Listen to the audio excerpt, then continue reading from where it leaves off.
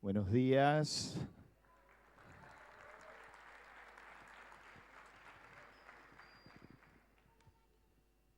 ¿Cómo están? Esto es agua, les digo por las dudas, porque una vez llegó un pastor escocés, era muy, no le gustaba la bebida alcohólica. No quería saber nada era astemio, no le gustaba la bebida alcohólica. Entonces estaba muy mal de la garganta. Y va así como este muchacho me trajo el agua, dice, él quería un vaso de leche. Yo quiero un vaso de leche solamente, y había uno como él, le dice, pero la leche sola no le va a hacer nada, tengo que ponerle un poquito de grapa. Un poquito, usted le va a hacer bien, le va a calentar la garganta. No, ni aun se nombre entre vosotros. Yo quiero vaso de leche, nada más que vaso de leche. Pero si le ponemos un poquito de... No.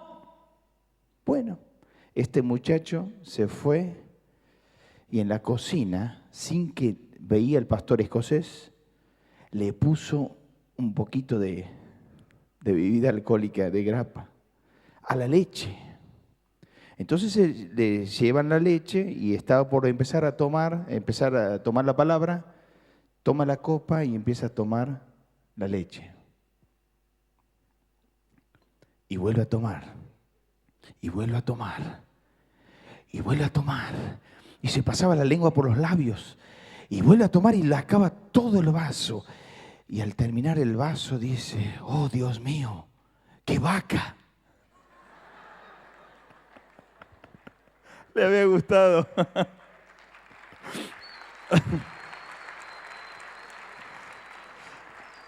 No, esto es agua sola, agua sola. Bueno, muy bien. Estamos muy contentos de estar en Monte 2014. Ya ya les voy a decir un secretito. Yo soy muy amigo de Guillermo, muy amigo. Hoy nos vinimos de Naranja. Entonces, como soy tan amigo, ya arreglé que con Gabriela me voy a sentar al frente la noche del banquete de Melanie. Entonces, cuando tenga que estar con el filisteo incircunciso que invitó a mi hija, le voy a hacer 3 preguntas. En primer lugar, si conoce, que me lo diga todo el Salmo 119 de memoria. La segunda cosa, que me haga un resumen de las 70 semanas de Daniel. Y la tercera cosa, le voy a preguntar si ha leído el libro de mi amigo José Jordán, Cuenta regresiva al Armagedón. Si no tiene esas 3 características, por favor, retírese de la mesa del banquete. No, estamos muy, muy contentos. Lamentablemente van pasando los días. Y hoy llegamos, lamentablemente, a la página negra de la vida de David. Cuando uno ve a un hombre como David, se da cuenta que uno lee 1 Samuel, 2 Samuel, y para todos los tecnológicos que están aquí en esta mañana, vemos la parte de afuera de David, lo que la gente miraba de David. Pero cuando uno hace un doble clic en su vida, se le abre la ventana de los salmos y vemos la parte interna de David. Y uno ve qué le pasaba por el corazón de David, qué era lo que le acontecía, cuáles eran sus vivencias. Cuando uno mira la vida, hemos estado viendo David en este viaje imaginario, que el primer día viajamos a Belén para contemplar un David agradando, que por más que sus padres se olvidaron, que él quedó allá cuidando las ovejas de su papá, él igual siguió agradando. De Belén viajamos al valle de Ela y contemplamos a David luchando. Y hemos visto cómo le ganó a este grandote Goliat. Con una sola piedra lo tiró. Aquel hombre que 80 veces estuvo desafiando al pueblo de Israel. Todos tenían temor, pero él entendió que Dios estaba del lado de la victoria y que Dios lo iba a ayudar a vencer y lo venció. Somos más que vencedores por medio del Señor Jesús. Pero hoy vamos a hacer otro viaje imaginario, vamos a dejar Belén, vamos a dejar el Valle de Ela y vamos a viajar a Jerusalén. Y vamos a ubicarnos en un hombre como David, ya rey, ya su dominio en la parte sur y norte, ya todo manejado con control remoto, ya tenía su gente, ya había ganado muchas batallas y tenía 50 años. El gran problema de cuando uno llega a los 50 años, o alguien se cree algo en la vida cristiana, mire que no caiga. El que cree estar firme, mire que no caiga. Vamos a leer 2 Samuel capítulo 11 y vamos a ver la página negra, la angustia de David, el error más grande que él cometió en su vida. Nos ponemos de pie para leer la palabra de Dios. 2 Samuel 11, por favor.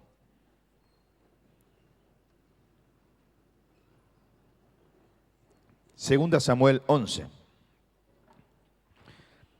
Aconteció al año siguiente, en el tiempo que salen los reyes a la guerra, que David envió a Joab y con él a sus discípulos y a todo Israel, y destruyeron a los amonitas y sitiaron a Rabá, todos juntos. Pero David se quedó en Jerusalén. Y sucedió un día, al caer la tarde, que se levantó David de su lecho y se paseaba sobre el terrado de la casa real y vio. ¿Qué es lo que vio David? Desde el terrado vio una mujer que se estaba bañando, la cual era muy hermosa. Si la palabra dice muy hermosa, es muy hermosa.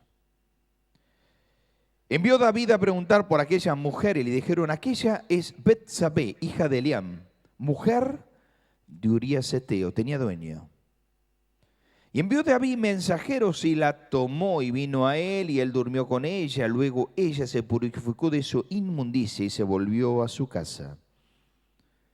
Y concibió la mujer y envió a hacerlo saber a David diciendo: estoy encinta, estoy embarazada.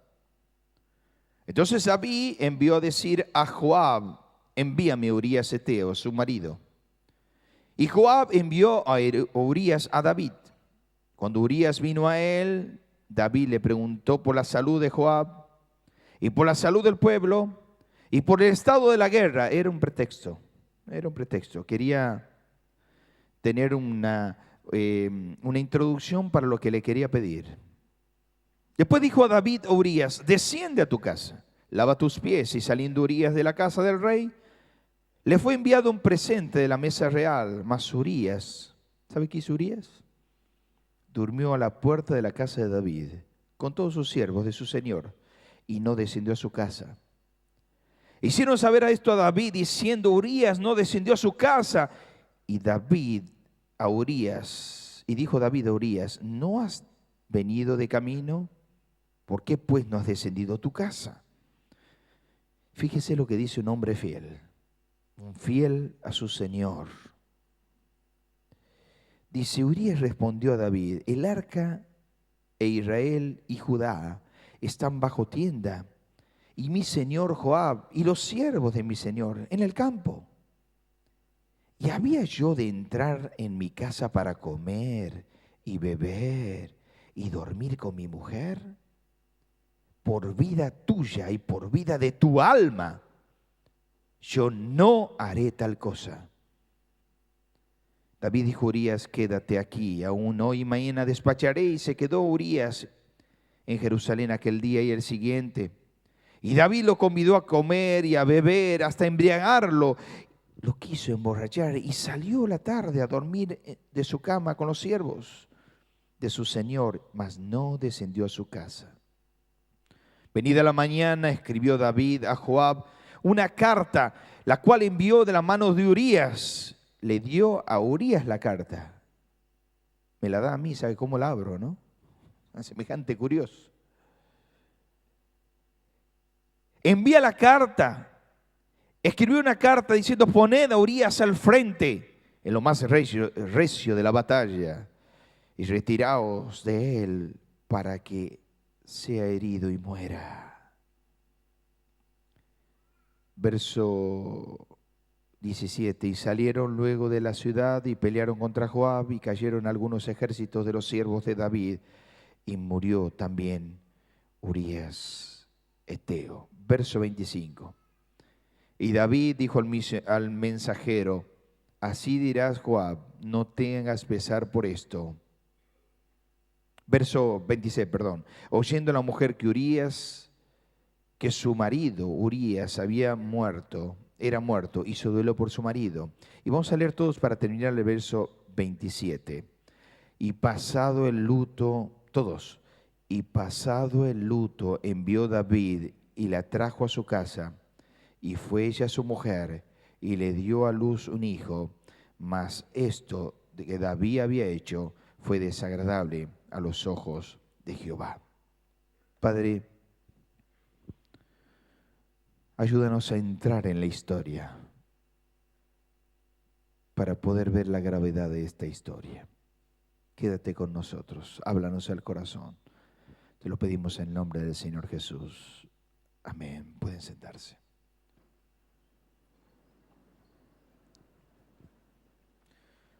Cuando uno contempla la historia de David, se da cuenta que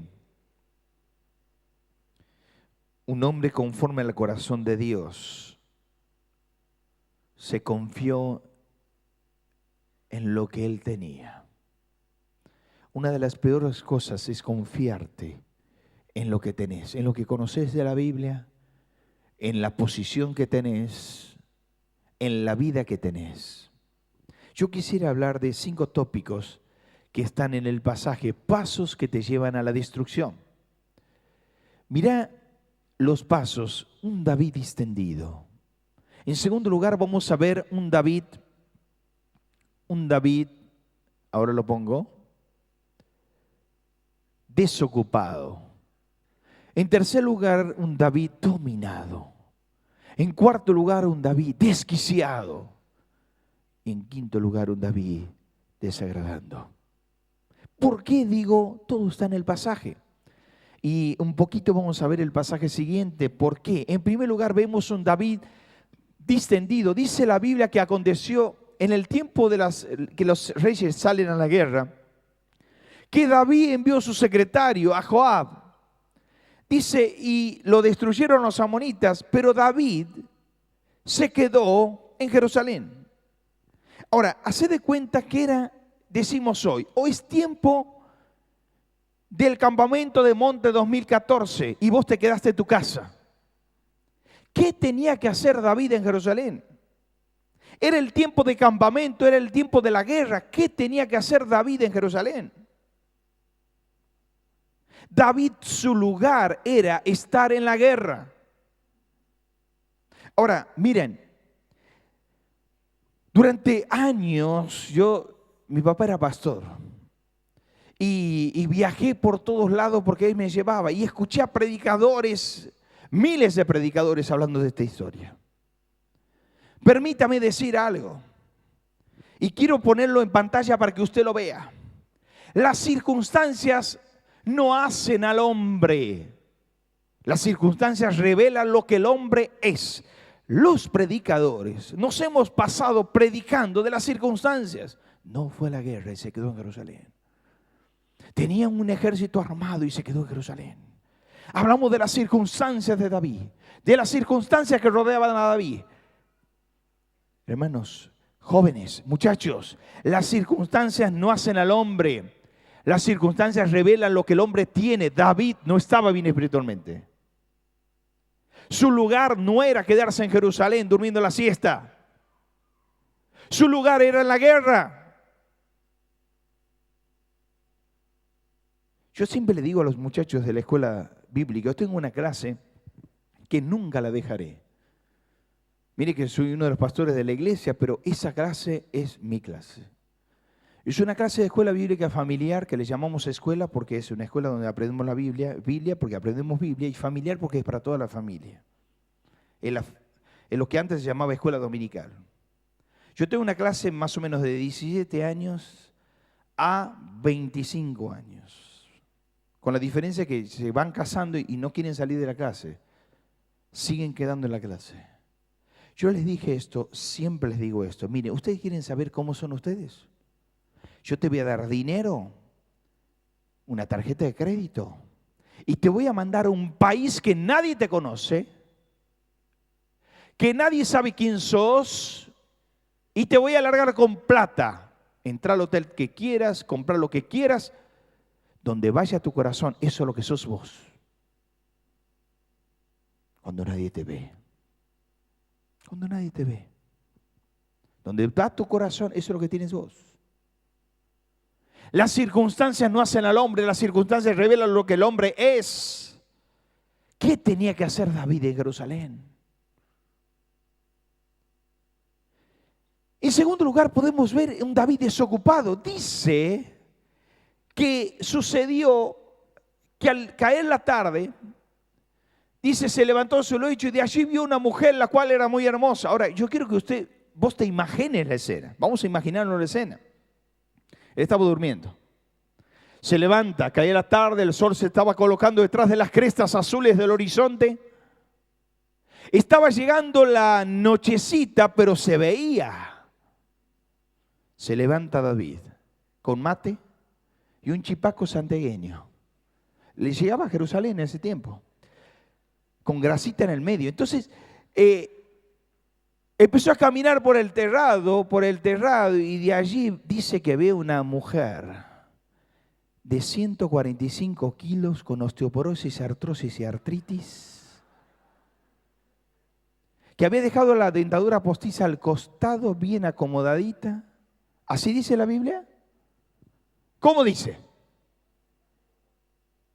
La cual era muy hermosa, dice este. Vio una mujer, la cual era muy hermosa, que se estaba bañando en triquini. ¿Así dice? No, desnuda. Ahora, también leí mucho sobre esto. ¿Qué hacía la mujer bañando? Y le bajan la caña a la mujer. ¿Qué hacía? Ajá, se enteró por Urías que él no iba a la guerra y se queda para bañarse. Se baña a la hora que él se levanta de la siesta. Se baña desnuda para que la vea. Ella lo provocó a él. No es así. Determinantemente no es así. Tenés que conocer la geografía del lugar. Todas las casas en la antigüedad estaban abajo de la casa real. La casa real estaba arriba. Entonces el rey podía caminar por el terrado y poder ver todas las casas que estaban alrededor. Y míralo Juancito, está sacando la ropa para lavar. Míralo aquel, mira cuántos pañales tiene, cuántos hijos tiene. Miraba todo de arriba.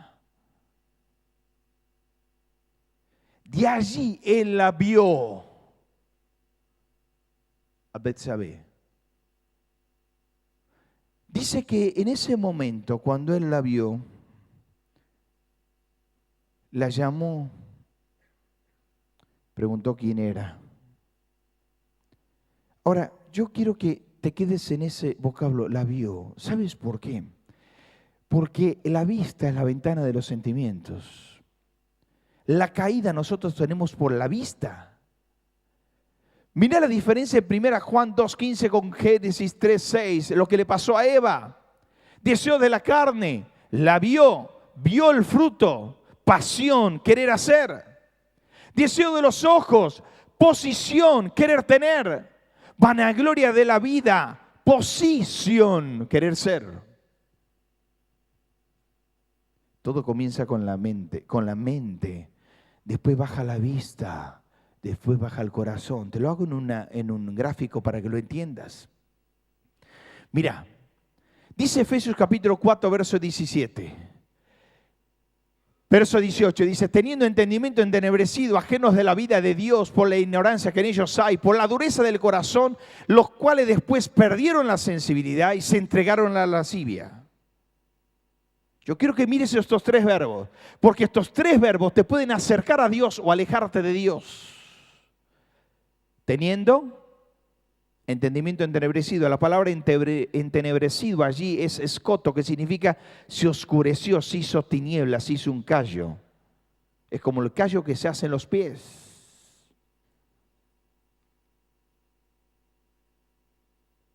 Frase célebre. La primera vez que vos peques, no vas a dormir en toda la noche de la angustia. Mírame los ojos. La segunda vez que vos hagas el mismo pecado, vas a dormir la mitad de la noche. La tercera vez que hagas el mismo pecado, vas a dormir plácidamente toda la noche. ¿Por qué cuando haces la primera vez el pecado no puedes dormir de la angustia? Pide perdón, Señor, lávame, te sientes mal. La segunda vez no te sientes tan mal. La tercera vez no te sientes nada mal. ¿Qué? ¿Dios ha sublimado el pecado? ¿Dios ha hecho descender las demandas del pecado? No. Tu conciencia se ha entenebrecido, se ha hecho callo en la conciencia. Por eso se dice, es peor un creyente apartado que un inconverso. ¿Por qué? Porque se ha entenebrecido tu conciencia. Míralo aquí, por favor. Dice que David vio, bueno, mira, nosotros estamos divididos en tres partes, en intelecto, emociones y voluntad. ¿Para qué está el intelecto? Para conocer a Dios. ¿Para qué están las emociones? Para amar a Dios. ¿Para qué está la voluntad? Para servir a Dios. Lo mismo pasa con el pecado. Vos lo primero que haces es mirar la ventana de los ojos. La maternidad de los pecados está en la mente. Aquí se gesta los pecados. La ventana del alma son los ojos. Lo que vos ves querés hacer. Después baja las emociones y después baja la voluntad. Él vio. Pero en tercer lugar vemos un David dominado. ¿Por qué? Porque dice la palabra de Dios que envió a David a preguntar quién era esa mujer. Y le dijeron, la mujer de Urías Eteo tenía dueño. Perdón. La mujer de Urías Eteo. Y la llamó. A ver si lo puedo poner.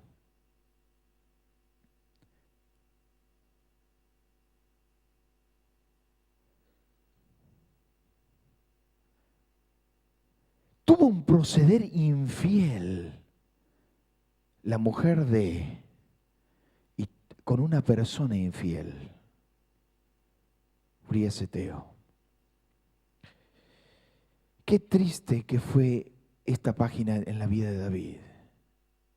No le interesó que era la mujer de alguien y la hizo llamar. Era la mujer del hombre más fiel que tenía en sus soldados, en su ejército. La llamó, no le interesó. Ahora David estaba dominado por algo que está aquí en la pantalla. Miren, quiero decirles algo. Cuando la lujuria se hace real, quiero decirte, Dios se hace irreal. Yo no sé cuál es tu vida en esta hora, mi querido joven. Pero tal vez has venido al campamento teniendo lujuria en tu vida. Teniendo una relación ilícita con alguien. Con un compañero de escuela, con un compañero de trabajo. Tal vez alguien que es prohibido. Dice Proverbios capítulo 9, dice el pan comido en oculto es sabroso. Cuando nadie lo sabe, es sabroso. Pero quiero decirte en esta hora, Dios en esta hora te prende la luz de tu cámara y te dice, debes despertarte a la realidad. Las consecuencias son tremendas.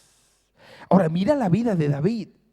Un David dominado. Mira, quiero decirte esto. al ver la vida de David dominado, el pecado oculto, que no se erradica. ¿Qué significa no se erradica? No se saca de raíz. Con el tiempo, lejos de disiparse, se intensifica haciéndose carne en la mente y en el corazón.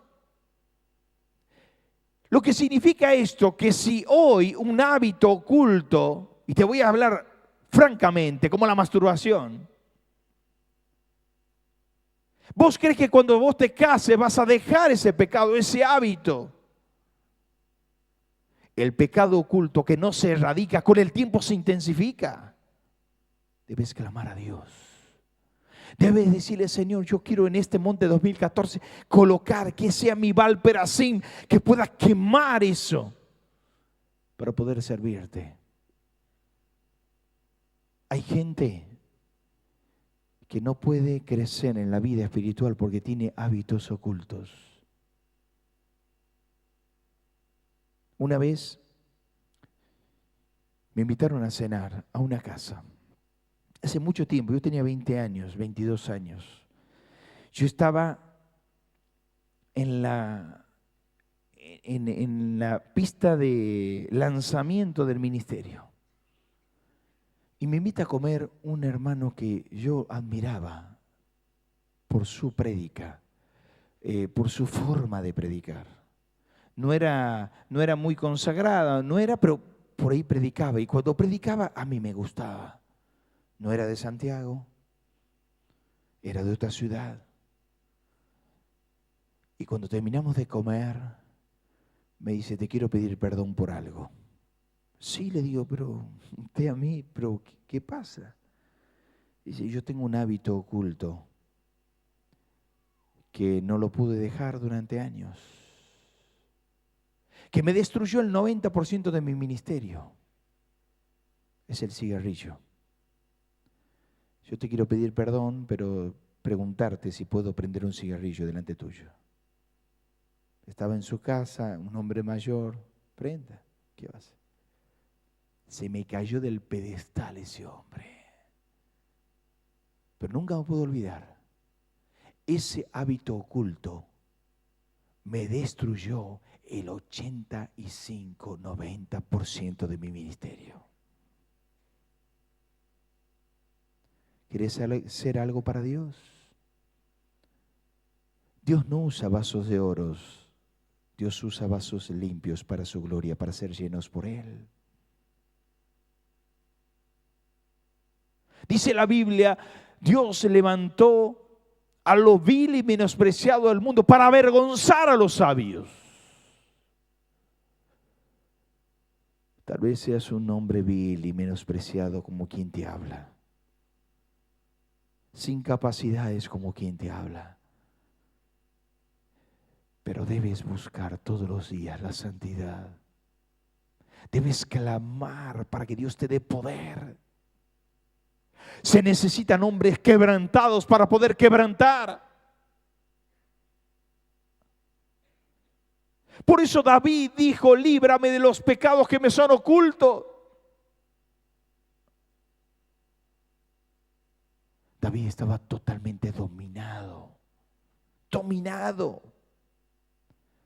Pero no solo estaba dominado, estaba desocupado, estaba distendido, sino estaba desquiciado. Y la estoy usando al vocablo como en medicina se usa. Desquiciado, estaba totalmente fuera de sí. Tenía la mente dividida. Porque aquí empieza el problema. Porque dice que se entera que la mujer estaba embarazada. Se hizo un evatez. No había evatez en ese tiempo. Pero sí, se quedó embarazada. Entonces cuando se entera que está... Viene el problema. ¿Por qué? Porque el pecado te lleva a una mentira y otra mentira y otra mentirita y otra mentirita y otra mentirita.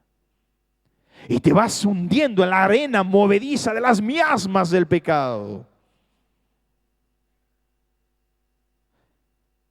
Estaba desquiciado. Ahora, mira por favor, déjame que te haga un exégesis de esto. Porque Él hace 3 estrategias para tapar su pecado. Las 3 estrategias están aquí. Primero indujo a engañarlo. ¿Por qué? Porque dice, David, desciende a tu casa. Quiero que desciendas a tu casa. Y le trae, y lo invita, y le manda comida. Desciende a tu casa. Lo indujo a engañarlo. La segunda cosa, lo que hace es lo incitó a embriagarlo. Lo invitó a comer y a beber. Lo quería emborrachar. Espera un poquito. Estamos hablando del rey de Israel. Estamos hablando de un hombre de Dios. Lo quiso engañar, lo quiso emborrachar, embriagar. Pero no solo eso, sino que lo intimó a entregarlo. Le mandó una carta a Joab, el hombre de confianza. Le manda una carta con el mismo Urías Eteo. Dice, poned al frente de la batalla, Urías. Lo traicionó, no solo con su mujer, sino con su vida. Uno dice, David hizo eso. El autor de los salmos más hermosos de todo el Salterio. Poned a Urías al frente de la batalla. Ahora, se ha olvidado de 3 consecuencias. Que el pecado te marca porque te deja huellas. Que el pecado te mancha porque te contamina. Que el pecado te mata porque te quita la vida. Nunca te olvides, el pecado te marca, te mancha y te mata.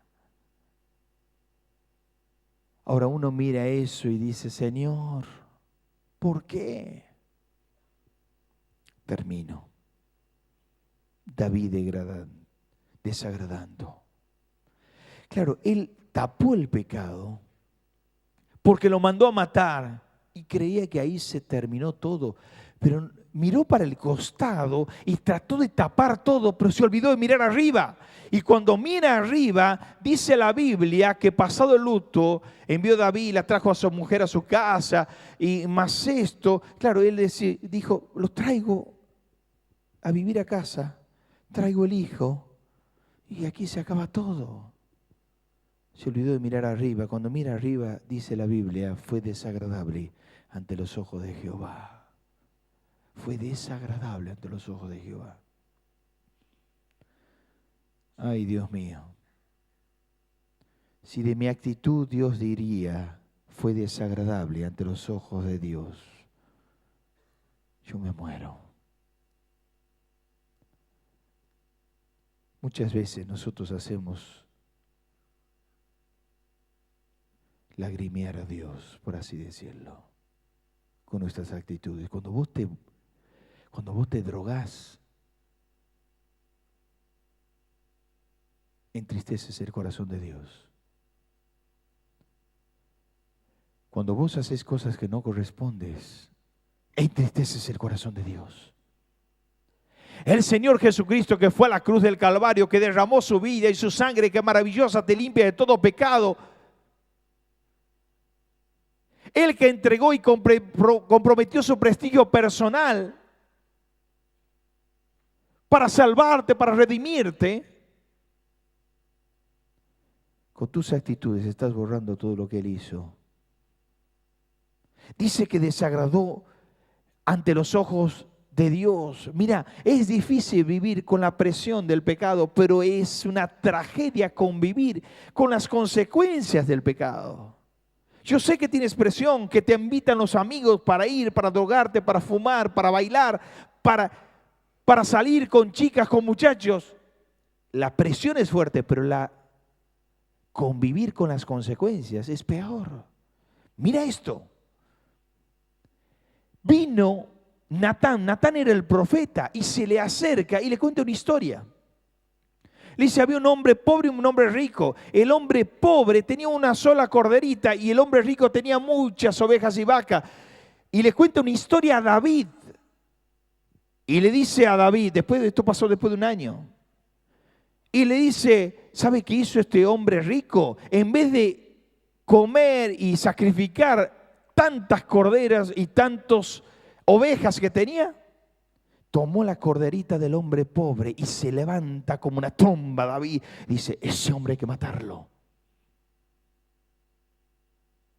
Ese hombre hay que matarlo. Y tiene que pagar por 4 tanto. Y se pone de pie Natán y le dice, vos sos ese hombre. Vos sos ese hombre.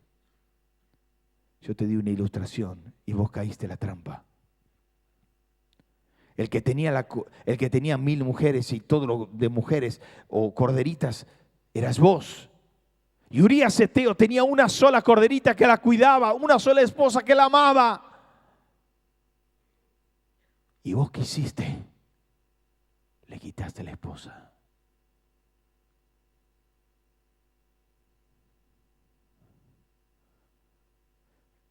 El que hizo ese acto tan horrible tiene que pagar por 4 tanto.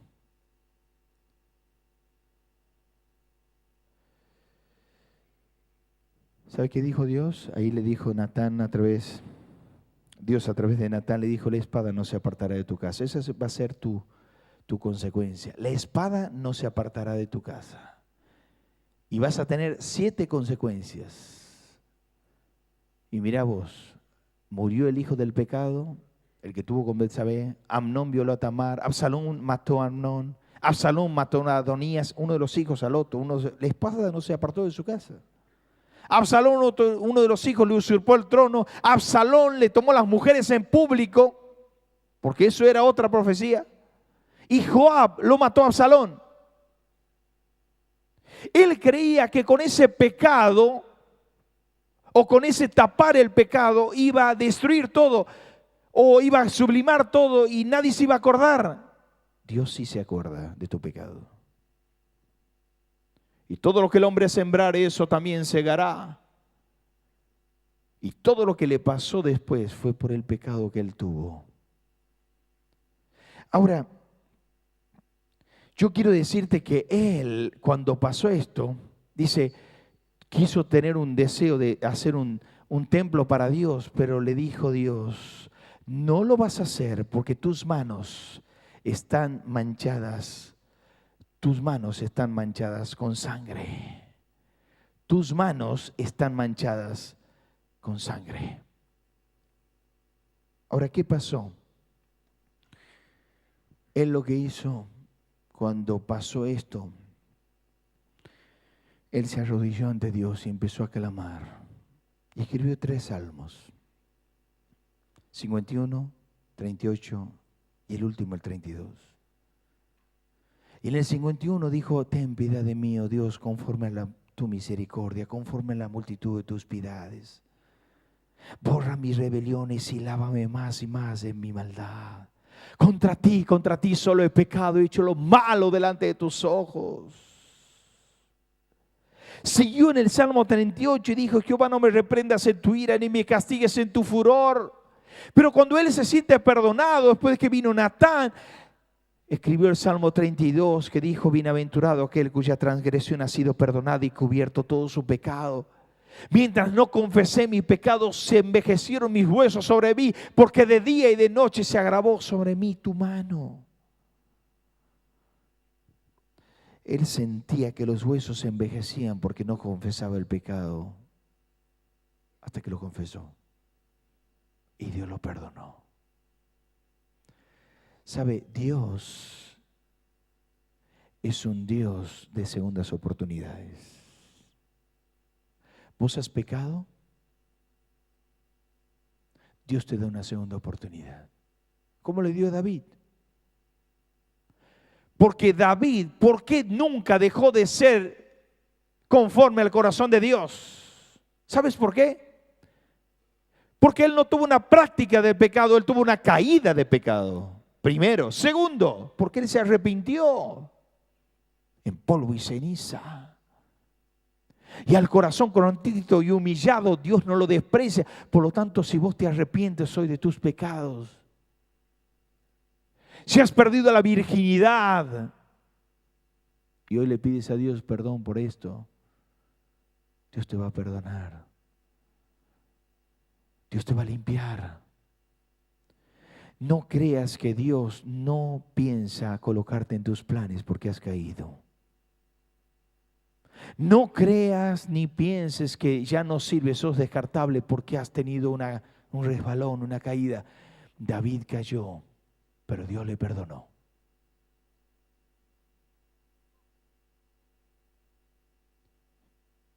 Por eso quiero terminar con una persona como David, pero terminó mal. Que no fue varón, fue mujer. Esa persona se llamó Whitney Houston.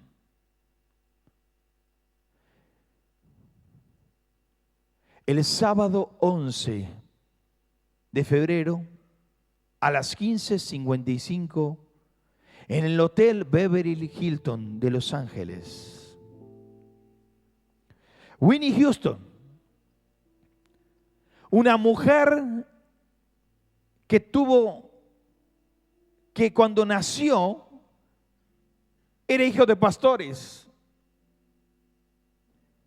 Ella desde chiquita cantaba en la iglesia de su padre, que era pastor en Nueva York. Empezó a crecer. Se empezó a ser famosa. Tanto que ganó 2 Emmys y 6 Grammys. Tan famosa que llegó a tener 411 premios en su vida. Hasta que llegó a su vida en uno de los momentos más difíciles, Satanás personificado. ¿Quién era? Bobby Brown, también un cantante. Este incircunciso filisteo empezó a inducirla a drogas. La empezó a apartar de la iglesia, la empezó a apartar de sus creencias, de sus principios. Tal vez te esté pasando eso a vos. Este Bobby Brown, detestable en los Estados Unidos, la empezó, como estaba enamorado ella de él, empezó a usar eso para destruirla. No la amaba nada, porque vos no, si amas a alguien no vas a destruirla como la destruyó. No sé si decir este hombre, porque era una cosa más que un hombre.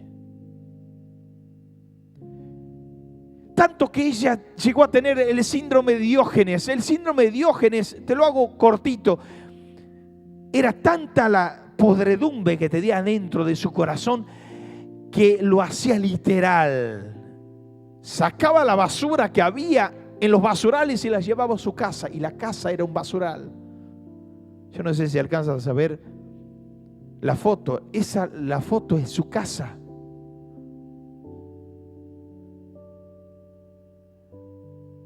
Esta mujer, Whitney Houston, que en su mesa de luz tenía la Biblia, se fue apartando. Tomó drogas y empezó a perder la vida. Y empezó a cambiar su fisonomía. Y empezó a parecer una vieja. Y terminó muerta a los 15:55 en el Hotel Beverly Hills de los Estados Unidos. En una bañadera entra la peluquera y la ve cabeza abajo muerta.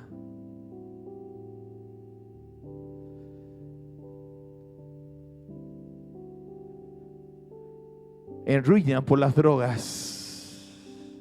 El epitafio es: un talento único dado por Dios que se alejó de su creador. Querido joven, en esta hora, por el amor de Dios, por el amor de Dios, si en esta hora estás así, estás lejos de Dios, volvé a Dios. Volvé a Dios y dile: Señor, perdona mis pecados. Perdóname. Yo quiero volver a ti. Yo quiero volver a ti. Cierra tus ojos en esta mañana, por favor. Y dile: Señor Jesús, yo no quiero sentir esto.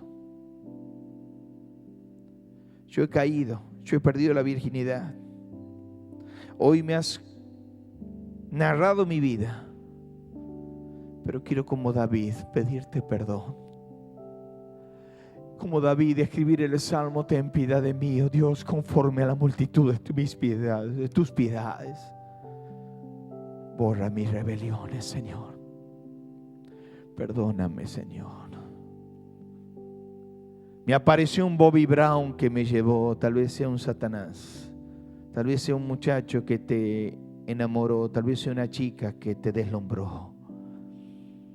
Y empezaste a decaer en la vida espiritual, a apartarte de Dios. Señor, yo quiero en esta hora que tú me perdones mis pecados. Quiero volver a ti. Quiero volver a ti. Quiero volver a ti.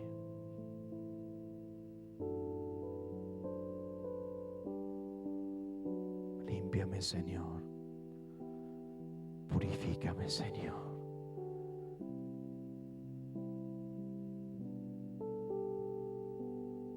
Oh, Señor, qué espíritu que hay en esta mañana. Es el silencio de tu palabra que toca los corazones. Y cada uno está tomando una decisión para volver a Dios.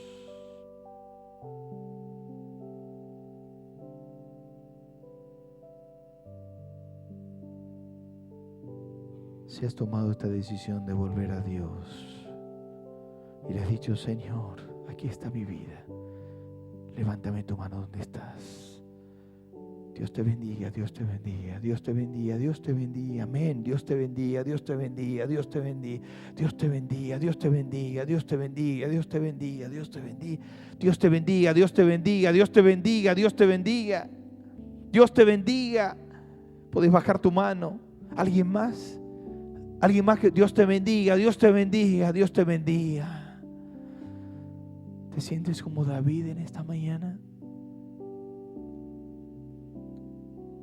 Quiero decirte en esta hora que Dios está con los brazos abiertos como en la cruz del Calvario para perdonarte. Mírame a los ojos.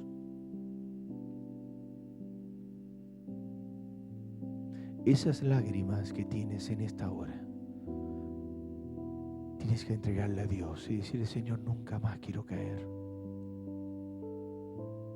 Pero no es por mis fuerzas, sino por las tuyas, Señor. Porque el pecado es como una bomba de tiempo. Hay algunas bombas que tienen mecha larga, otras mecha corta, pero en cualquier momento explota. Antes que explote, reivindícate con Dios. Reivindícate con Dios. Y vuelve a Dios. Amén. Amén. Ponete de pie, por favor. Qué maravilla ver tanta juventud. Dale la mano al que tienes al lado.